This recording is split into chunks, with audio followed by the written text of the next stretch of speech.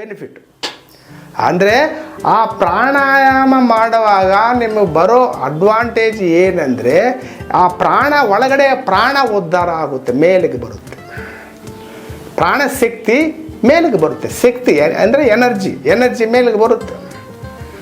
ಯಾವಾಗ ನೀವು ಎನರ್ಜಿ ಕಮ್ಮಿ ಆಗಿದೆಯೋ ಆವಾಗೇ ನಿಮಗೆ ಮನಸ್ತಾಪಗಳು ಬರೋದು, ಸಂತೋಷ ಇಲ್ಲದೆ ಇರೋದು, ನಿಮಗೆ ಎಲ್ಲ ಕಾಮ ಕ್ರೋಧ ಮದ ಲೋಭ ಮಾತ್ಸರ್ಯಗಳು ಇವೆಲ್ಲ ಬರೋದು ಯಾವಾಗ ಅಂದರೆ ಈ ಪ್ರಾಣಶಕ್ತಿ ಕಮ್ಮಿ ಆಗಿದೆ ಅಂತ ಅರ್ಥ.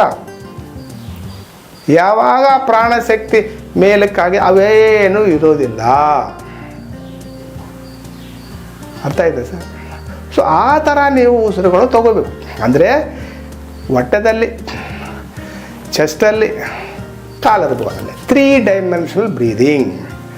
ಅಂದರೆ ನೀವು ಉಸಿರು ಎಳ್ಕೋವಾಗ ಕೆಳಗಡೆಯಿಂದ ನೋಡಿ,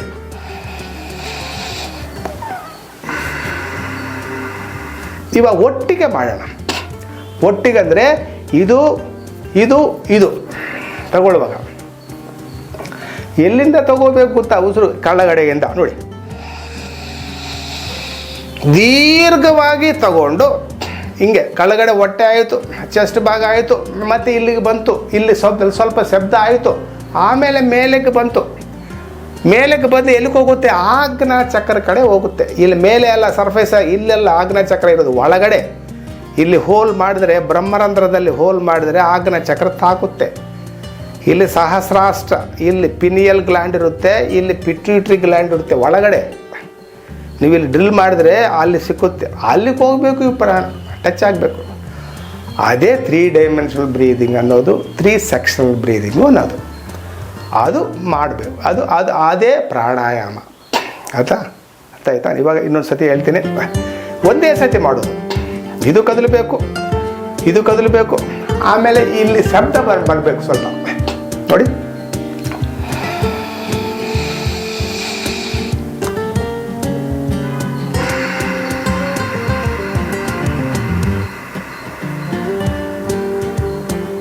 ನಿಧಾನವಾಗಿ, ಭಾಳ ನಿಧಾನವಾಗಿ ನೋಡಿ. ಪೂರ್ತಿ ಫಿಲ್ಲಪ್ ಆಯಿತು ಮೇಲೆ. ಆಮೇಲೆ ಬಿಡುವಾಗ ಇಲ್ಲಿ ಖಾಲಿ ಆಗಬೇಕು, ಇಲ್ಲಿ ಮತ್ತು ಇಲ್ಲಿ, ಆ ಥರ ಡೈರೆಕ್ಷನ್ ಚೇಂಜ್ ಆಗಬೇಕು. ಒಂದು ಉಸಿರು ಆಯಿತು, ಅದು ಒಂದು ಉಸಿರು ಅಷ್ಟೇ. ನೀವು ಉಸಿರು ತಗೊಳ್ಳುವಾಗ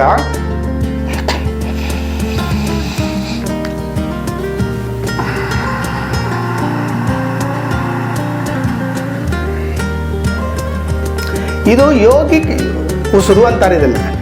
ಯೋಗಿ ಯಾವ ಥರ ಉಸಿರು ತಗೊಳ್ತಾನೆ ಅಂದರೆ ಈ ಥರ ತಗೊಳ್ತಾನೆ.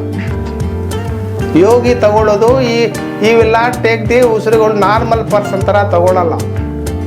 ನಾರ್ಮಲ್ ಪರ್ಸನ್, ಹೆಲ್ದಿ ಪರ್ಸನ್, ಯೋಗ ಮಾಡದೇ ಇರೋನು ಯಾವ ಥರ ತಗೊಳ್ತಾನೆ? 15 ಉಸಿರುಗಳು ತಗೊಳ್ತಾನೆ ನಿಮಿಷಕ್ಕೆ 15 ಉಸಿರುಗಳು ತಗೊಂಡ್ರೆ, ಯೋಗಿ ಏನು ಮಾಡ್ತಾನೆ ಗೊತ್ತಾ? ಈ ಪ್ರಯತ್ನದಿಂದ 4 ಉಸಿರುಗಳು ತಗೊಳ್ತಾರೆ. 4 ಉಸಿರುಗಳು ತಗೊಂಡ್ರೆ ಅವನು ಈ ಉಸಿರುಗಳೆಲ್ಲ, ಇವಾಗ ವಯಸ್ಸು ನಿಮ್ಮದು ಎಷ್ಟು ಅಂತ ಹೇಳ್ತೀವಿ, ಏನು ಹೇಳ್ತೀರಾ? ಎಷ್ಟು ಈ ಕಾಲ ನಮಗೆ ಬದುಕಬೇಕು ಅಂತ ದೇವರು ಏನು ಹೇಳಿದಾನೆ ಅಂದರೆ, ವರ್ಷಗಳೇ ಹೇಳಿಲ್ಲ ರೀ. 60 ವರ್ಷ ಬದುಕ್ಬೋದು ಇವರು ಅಂತ ಫಿಕ್ಸ್ ಮಾಡಲಿಲ್ಲ. 20 ಲಕ್ಷ ಉಸಿರುಗಳು ಕೊಟ್ಟಿದ್ದೀನಿ ಅಂತಾನೆ. ಇಲ್ಲ ರೀ, 25 ಉಸಿರುಗಳು ಕೊಟ್ಟಿದ್ದೀನಿ ನಿನಗೆ ವಯಸ್ಸದು. ಅಂದರೆ ಅರ್ಥ ಏನಂದರೆ, ಈ ಯೋಗ ಮಾಡೋರಿಗೆ ಒಂದು 60 ವರ್ಷ ನಿಮಗೆ ಆಯುಸ್ಸಿದ್ರೆ, ಈ ಯೋಗ ಮಾಡಿದ್ರೆ ಇನ್ನೊಂದು 20 ವರ್ಷ ಮುಂದಕ್ಕೆ ಹೋಗಿ 80 ವರ್ಷ ಬದುಕ್ತಾರೆ. ಅದು ಯೋಗಿ ಮಾಡ್ತಾ ಇರೋದು. ಹೆಂಗೆ ಯೋಗಿ ಲೈಫ್ ಎಕ್ಸ್ಟೆಂಡ್ ಆಗುತ್ತಂದರೆ ಬಿಕಾಸ್ ಆಫ್ ದಿಸ್.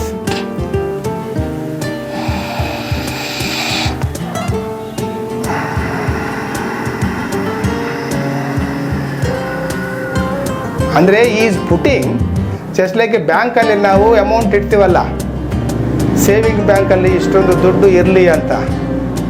ಆದರೆ ಇದೂ ಅಷ್ಟೇ, ಇಷ್ಟೊಂದು ಉಸಿರುಗಳು ಸೇವ್ ಆಗಿರಲಿ. ಅದು ಏನು, ರೋಗಗಳು ಇಲ್ಲದೆ